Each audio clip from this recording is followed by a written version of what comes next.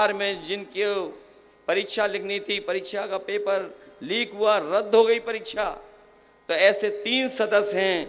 और अगर 60 लाख का गुणा हम लोग 3 से कर दें तो पूरे उत्तर प्रदेश में 1 करोड़ 80 लाख लोग हैं। और यही 1 करोड़ 80 लाख लोगों का अगर हम 80 लोकसभाओं में भाग दे दें तो हर लोकसभा में 2,25,000 वोट कम भारतीय जनता पार्टी का हो गया। अगर 2,25,000 वोट कम हो गया तो बताओ भारतीय जनता पार्टी बचेगी कि जाएगी? इस बार बचने वाली नहीं है।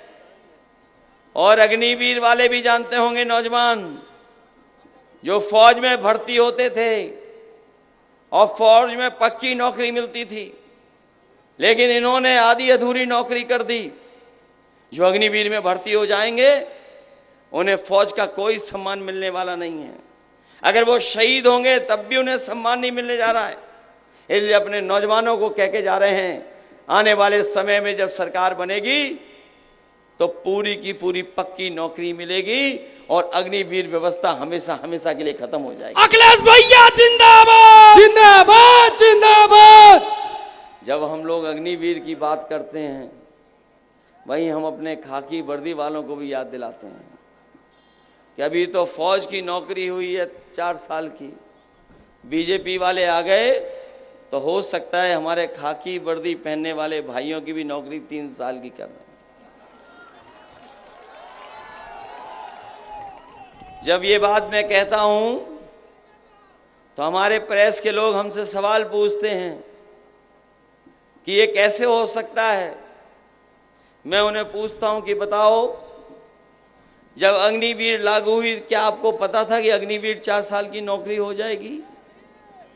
क्या आपको पता था कि भारतीय जनता पार्टी के लोग हवाई अड्डे बेच देंगे?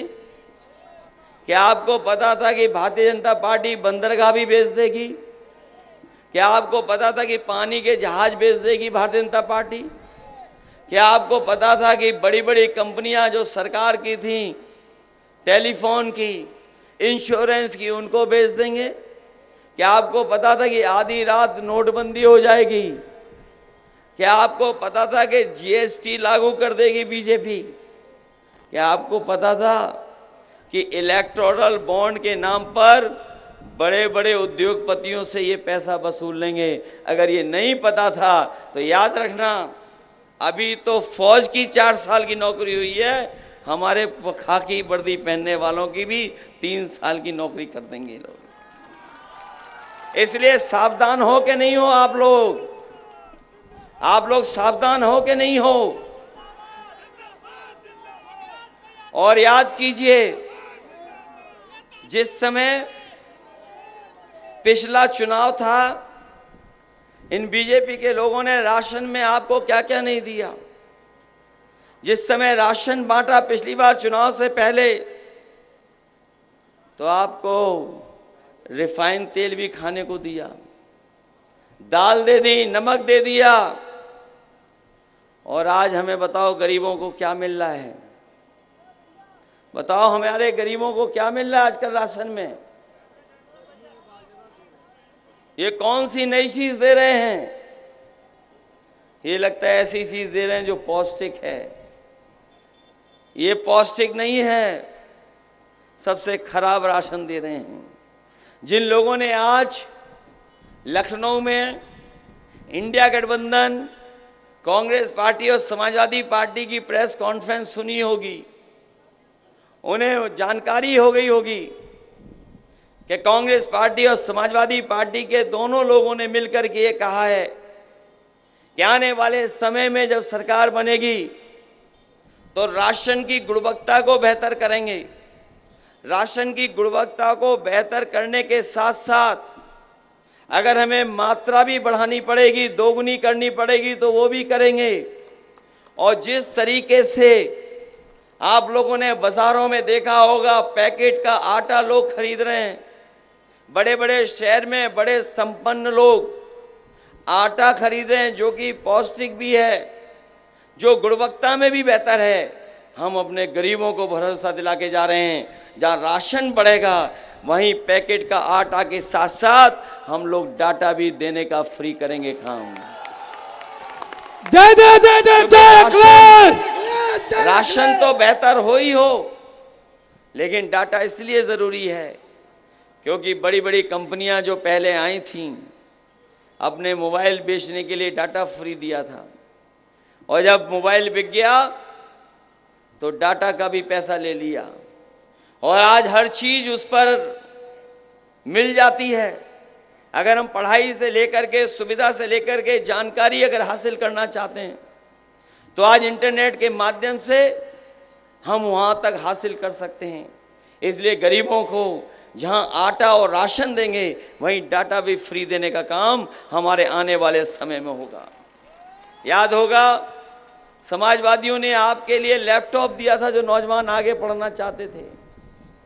वो लैपटॉप जहां भी आज होगा, जिनको समाजवादी सरकार में मिला होगा, वो आज भी चल रहा होगा, और जब कभी भी आप उसको ऑन करते होंगे तो उसमें नेताजी और हम लोगों की भी तस्वीर दिखाई देती होगी। जो लैपटॉप दिया हम लोगों ने, वो तो ये सरकार नहीं दे पाई, लेकिन हम लोगों की नकल करके जो बड़ी चीज दी थी, वो बताओ छोटी कर दी क्या नहीं कर दी। और इतनी रद्दी दी है कि जो नौजवानों को मिला होगा वो उंगली घिसते रहे तब भी वो नहीं चल पाता है। बताओ इतना रद्दी मिला कि नहीं मिला। और इनकी सरकार में बताओ बोरी में चोरी हो गई कि नहीं हो गई। किसान भाइयों, पहले कितने किलो चोरी की इन्होंने, और फिर 5 किलो की। 5 किलो हुई कि नहीं हुई। कभी कभी जब मैं बोरी की चोरी के बारे में सोचता हूं तो हमें पार्ले जी का बिस्किट याद आ जाता है। जो हमारे पुराने लोग हैं वो जानते होंगे कि पार्ले जी बिस्किट का पैकेट कितना बड़ा आता था, और जैसे जैसे महंगाई बढ़ी और उन्होंने मुनाफा कमाया, तो बताओ आज बिस्किट का पैकेट कितना हो गया। आज कितने बिस्किट का पैकेट आ रहा है? 5 का आ रहा है। और याद रखना, बीजेपी वाले दोबारा आ गए तो 1 बिस्किट का पैकेट आपको मिलेगा। आप बताओ नौजवानों, मोटरसाइकिल महंगी हो गई कि नहीं हो गई। पहले कितने रुपए की आती थी मोटरसाइकिल, और आज कितने की आ रही है आपकी। न केवल मोटरसाइकिल महंगी हो गई है, डीजल पेट्रोल से लेकर के हर जरूरत चीज महंगी कर दी। बिजली का बिल महंगा कर दिया। इन्होंने कोई बिजली नहीं बनाई, आज तक कोई बिजली का कारखाना बड़ा नहीं लगाया, और ये आज जो बिजली मिल भी रही है ये समाजवादियों की देन है। ये इन्होंने नहीं बनाई। और जो साथी जानते होंगे, हम लोगों ने तो तय किया था कि 300 यूनिट फ्री देंगे। हमारी सरकार नहीं बनी। अगर सरकार बनी होती उत्तर प्रदेश में तो गरीबों को 300 यूनिट फ्री बिजली दे दी होती समाजवादियों ने। इधर ये वैक्सीन का बहुत प्रचार किए। जब कोरोना आया, ताली थाली तो इन्होंने बजवाई बजवाई, लेकिन वैक्सीन भी इन्होंने जबरदस्ती लगवा दी। हमारे ये सरकारी कर्मचारी और पुलिस के लोग हैं, ये जानते होंगे इन्हें जबरदस्ती लगा दी गई वैक्सीन। बताओ जबरदस्ती लगाई कि नहीं लगाई।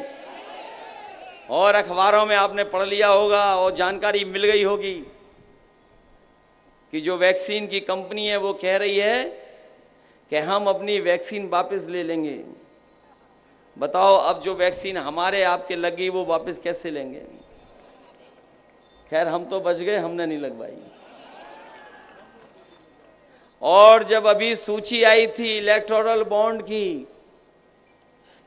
बॉन्ड की जो सूची आई, उसमें जानकारी हुई कि भारतीय जनता पार्टी ने वैक्सीन वालों से भी पैसा वसूल लिया। केवल वैक्सीन वालों से नहीं वसूला पैसा, बल्कि देश की बड़ी बड़ी कंपनियां जिनसे चंदे के नाम पर इन्होंने उनसे वसूली करने का काम किया। जब चंदा दिया जाता है तो चंदा इतना नहीं दिया जाता है जितना इन्होंने वसूला है। चंदा कोई हजारों में देता है, लाख में देता है, लेकिन 1000 करोड़, 500 करोड़, 400 करोड़, 600 करोड़ नहीं देता कोई। जब से इलेक्टोरल बॉन्ड की बात आ गई है बाहर, तब से भारतीय जनता पार्टी का बैंड बज गया। वो इलेक्टोरल बॉन्ड के बारे में बात नहीं करना चाहते। ये जानकारी है आपको कि नहीं है? और हमारे पत्रकार साथी भी ये भी सूचना कम देते हैं, क्योंकि इन्होंने तो एक काम कर रखा है, जिसका दाना उसका गाना। लेकिन इधर देख रहे हैं, चौथे चरण के चुनाव के बाद कुछ चैनलों का गाना बदल गया है, कुछ लोग पक्ष में आ गए हैं। और याद रखना, 7वें चरण तक ये बहुत सारे साथी आपके साथ खड़े दिखाई देंगे।